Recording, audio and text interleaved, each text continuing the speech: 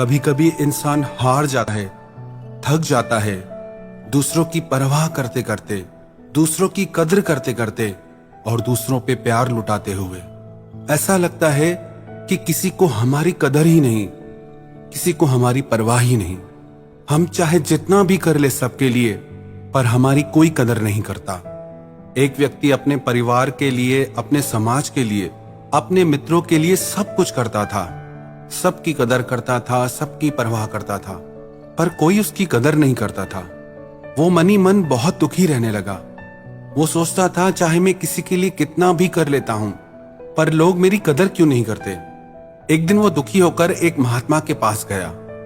उसने महात्मा को बताया कि मैं अपने परिवार पर अपनी जान लुटा देता हूं, सब कुछ करता हूं, पर वो लोग मेरी कदर नहीं करते, मैं क्या करूं।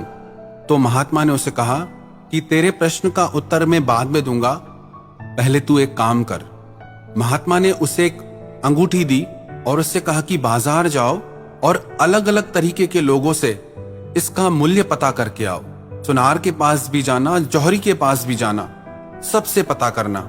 वो सोचने लगा कि मैं महात्मा को अपनी समस्या बता रहा हूं और इन्हें अपनी अंगूठी की पड़ी है, पर उसने सोचा ठीक है, अब महात्मा कह रहे हैं तो इनकी बात मान लेता हूं। सबसे पहले वो एक सब्जी वाले के पास गया।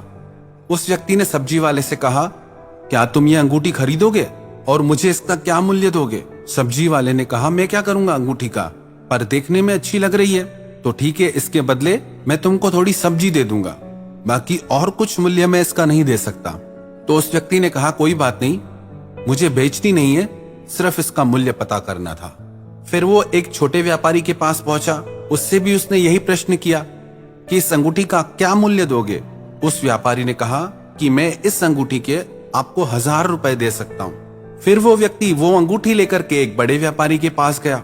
उस व्यक्ति ने कहा कि अंगूठी तो बहुत ही अच्छी लग रही है, मैं इसके आपको 10,000 दे सकता हूं। फिर इस व्यक्ति ने कहा कि मुझे बेचनी नहीं है, सिर्फ मूल्य पता करना है। फिर वो उस अंगूठी को लेकर के सुनार की दुकान पर गया। सुनार ने उस अंगूठी को देखकर कहा कि इस अंगूठी के मैं आपको 1,00,000 रुपए दे सकता हूं।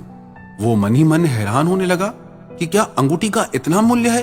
फिर वो व्यक्ति उस अंगूठी को लेकर के एक जौहरी के पास गया और उससे इस अंगूठी का मूल्य पूछने लगा।